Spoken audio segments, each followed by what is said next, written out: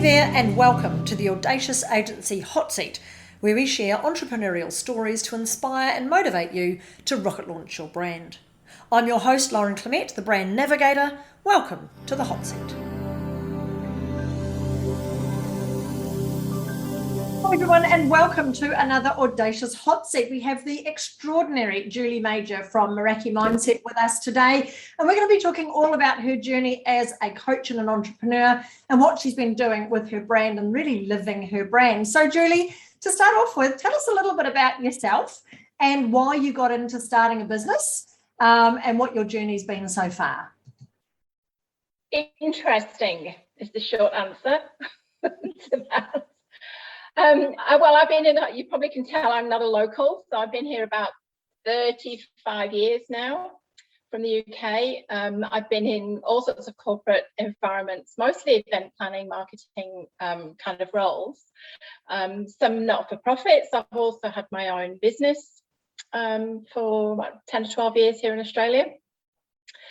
And I sold my last business 4 years ago and found myself not very good at having nothing to do. So I was kind of at a loose end, found that, I didn't really know how to do nothing. I was too young to retire. I was 60 and had no idea. I was like, I don't know what I'm going to do. I've just grown up and I don't know what to be when I grow up. So anyway, my brother-in-law suggested that I become a business coach. He was a business coach and he asked me to join his business doing that. But to be fair, one of those businesses that I mentioned was I'm going to say an unmitigated disaster. And so I was kind of still recovering from that, I suppose. And I just didn't feel that authentically I was qualified to coach people in business. So, a little while later, he came back to me and said, how about coaching ladies then? That's what you do. And so, all the time he'd known me, that he reckoned that's what he'd observed me doing, was wherever I'd always been, I'd always ended up coaching. Yeah, I guess I just have a very kind of nurturing style of management, and that's what he'd seen or observed in me. So I thought, okay, that sounds good. I like helping people. I love seeing lights go on for other people, and if I can do that professionally and do it effectively, that's like a bonus. But then I got the notion that I guess this life coaching is the umbrella that I came under. It's very, very competitive. So I needed something that was going to differentiate me, I suppose. And I also felt a little bit uncomfortable because I felt like there were so many people out there with fabulous credentials and great big long, list of qualifications and so on. So I ended up very fortunately meeting up with a lady called Dr. Gina Cleo, who, if anybody watched that recent SBS show with Michael Mosley, what was it called? The Australia's Health Revolution. Gina was featured on there as a habit change expert. So I trained with Gina, and so I got the qualification as a habit change coach. So I could put that alongside my nurturing style, if you like, and just gave me that bit of extra confidence, I suppose, that I was qualified to do this thing and I could go out and talk about coaching professionally. So I think that's a long way of telling you how I got here. I love it. There's some lovely gems in there, though. I love the fact that, you get to a certain point in your life and you go, I should be doing nothing, but I don't know how to do nothing. I know that the lovely Marty Barletta, who's an expert in marketing to women, talks about women at a certain age where we get to, instead of having a midlife crisis, we have a midlife chrysalis. And we have this whole new thing that we start. Because, we start to align our passion with what we do. And it's more than about just earning an income. It's about creating a legacy, which I love, which you've done so well. So true. I love that. Yeah. Yeah, a midlife crisis. But what I love as well is the fact that you've talked about alignment, and that, you really have to be in alignment, don't you, when you're doing, especially coaching. Oh, yeah, without a doubt. Yeah. If it doesn't come from here, then you may as well just be, doing spreadsheets is how I look at it.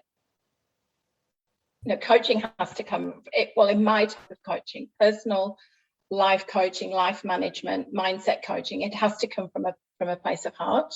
Yes. Yeah. And you have to, I mean, you're living your brand as a coach, aren't you? So if you have that incongruence going on, it's going to come across to your clients. So that's really awesome. Yeah. And also, I love the fact that you've talked about something that's really important, I feel, for coaches is, yes, coaches don't like to call themselves coaches. I don't know why. I'm going to write an article about it at some stage, but because that's what you are, really. You're just like a sports coach. You're guiding people through and so on.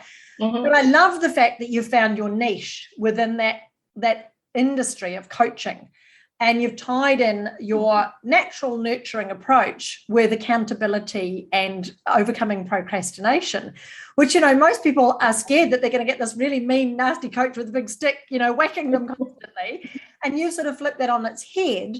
How have you really blended together that, hey, I'm a nice person, I'm nurturing, I'm trying to help you grow, but at the same time, I'm going to keep you accountable? How have you balanced that?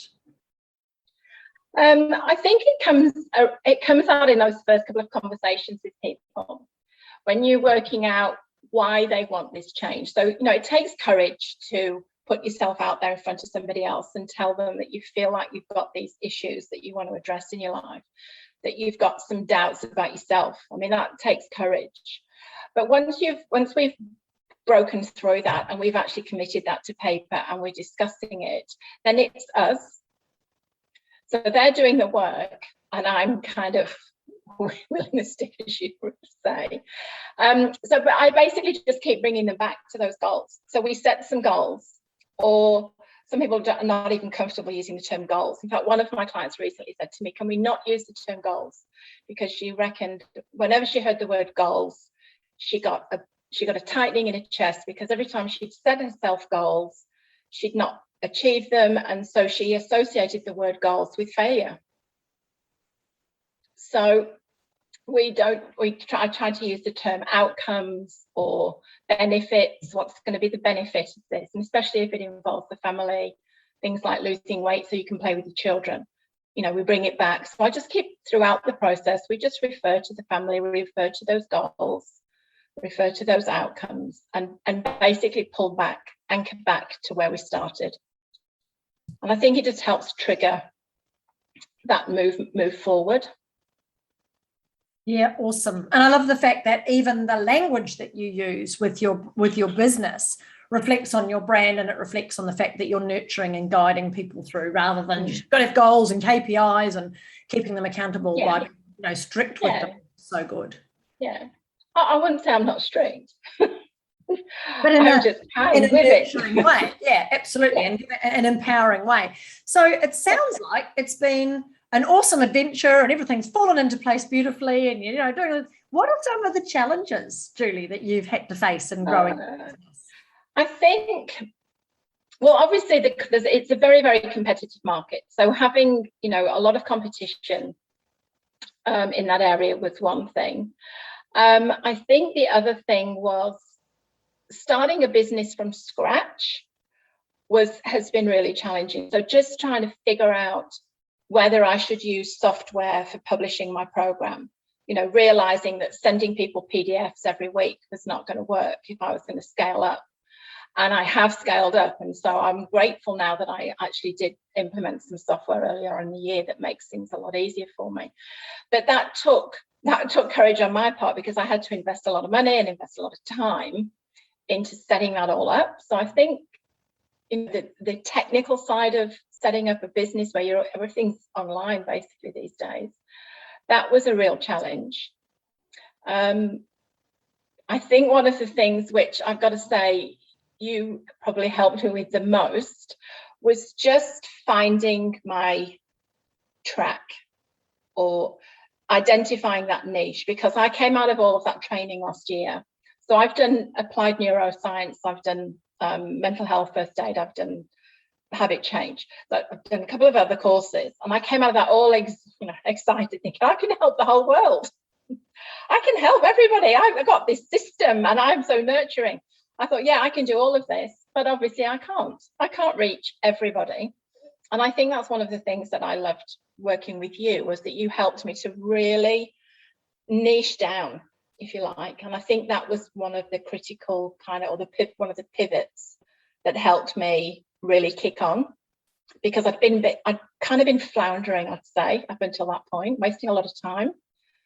But being able to niche down and really narrow down who my clients were, and then having finding some of those clients and then getting their testimonials and seeing their results, I was like, God, yeah, this was always my niche.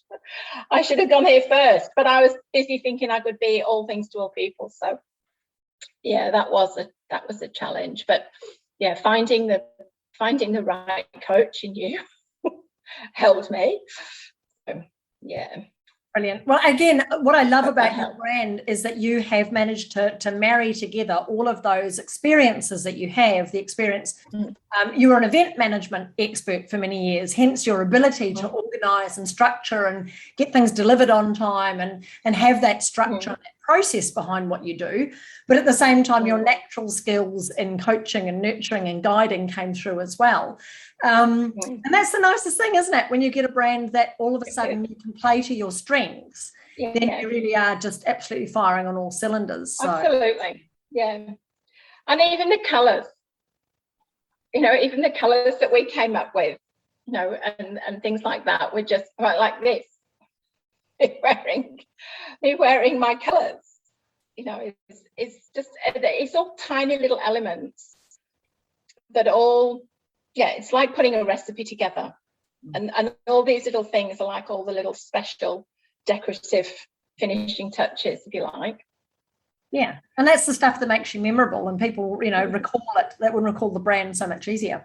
So you are listening to the Audacious Agency Hot Seat. We have the fabulous Julie Mauger from Meraki Mindset in the hot seat today. If you like this episode, you can find more of them on our YouTube channel and also wherever you get your podcasts. Just search for the Audacious Hot Seat. And we are also available as a blog, so you can go and read a transcript from this particular interview as well. Now, Julie, you're pretty proud of achieving lots of things. Obviously, you've done lots of credentials, you've got amazing experiences and so on. But what are some of the things that you are really most proud of achieving? I'd have to say the emails that I get from my clients is really up there. They're the things that kind of really, I've had times where I've been sitting there and just end up in tears myself, because I'm so proud of them, and then I'm really touched that they've taken the time to respond to me. But I think something that's happened this year that's really exciting for me is I'm still a bit bewildered, to be honest, but I ended up being selected in amongst the world's most inspiring businesses for 2021.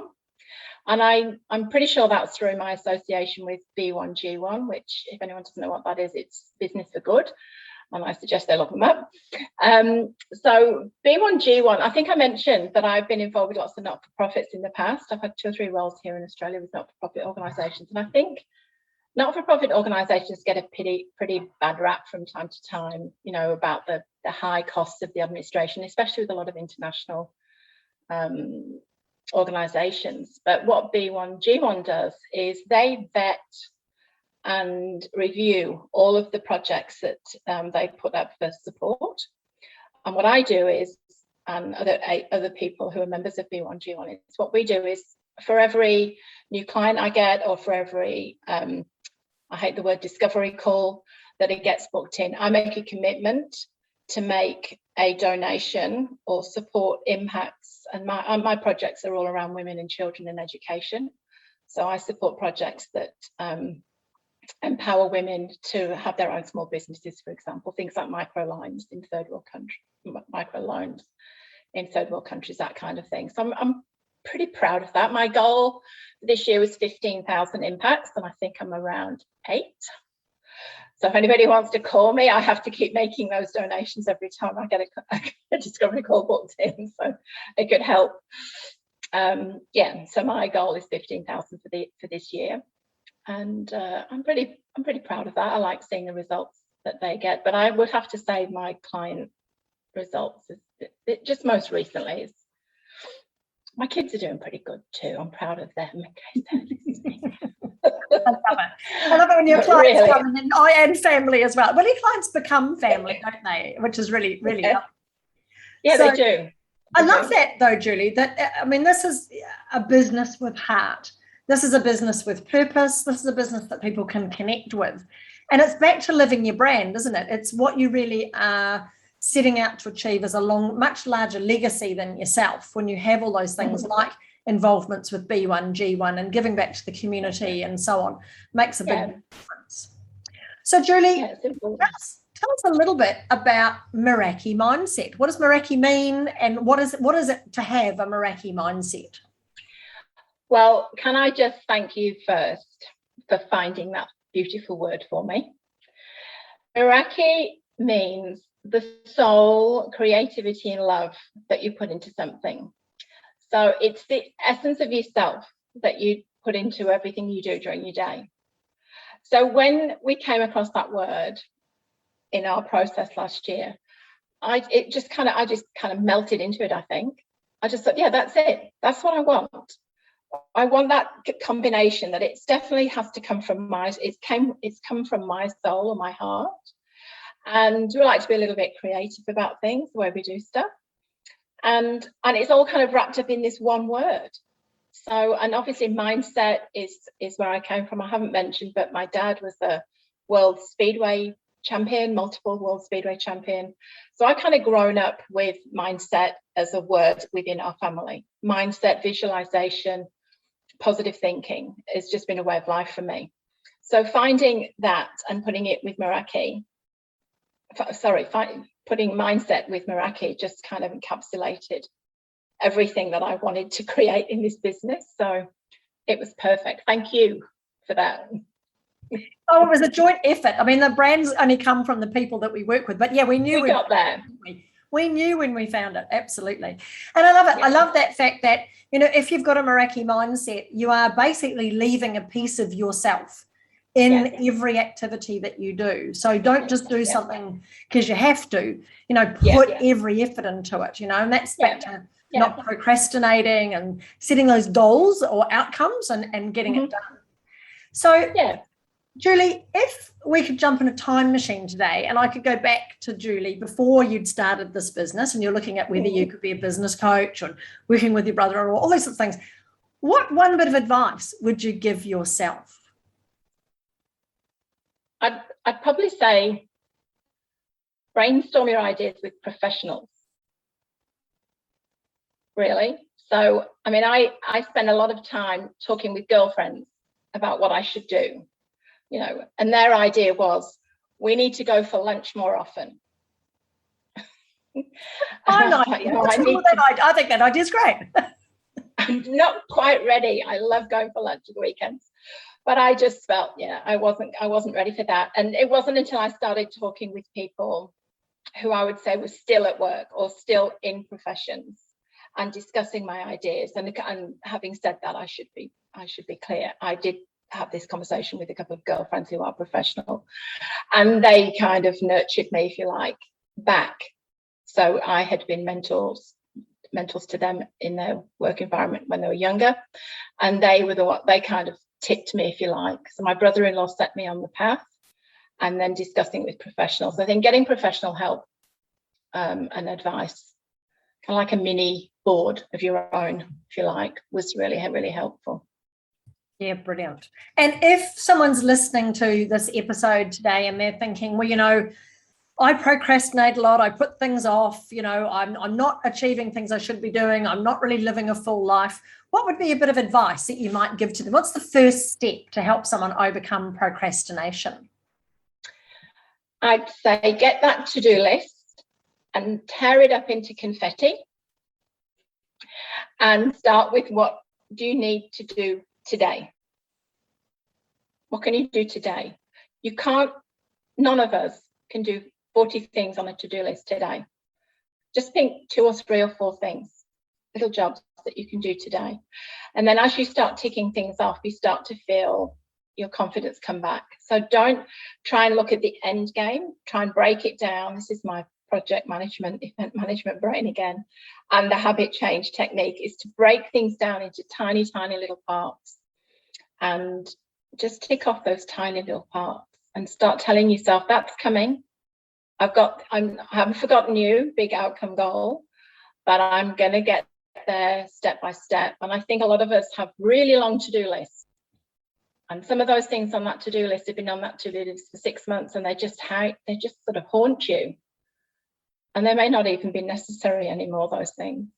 They seemed really important at the time when you put them on your list, and now they're not so important. So review the list and then tear it up and then go back to tiny little steps.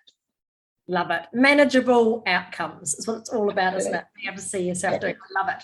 Julie, it's been an absolute pleasure to chat with you today. Thank you. If you are listening to this episode and you would like to know more about Julie and how to get a Meraki mindset so you get more out of life, there will be a link to her website underneath this episode. Please go and find out all about it. Click that link and discover more about Julie. Go and have a discovery session with her and see if we can get her to reach that outcome of those 15,000. 15,000. Yeah, B1G1 would really make a huge difference to lots of people's lives. So thank you so much, Julie. It's been an absolute pleasure having you in the hot seat today, and we wish you all the best.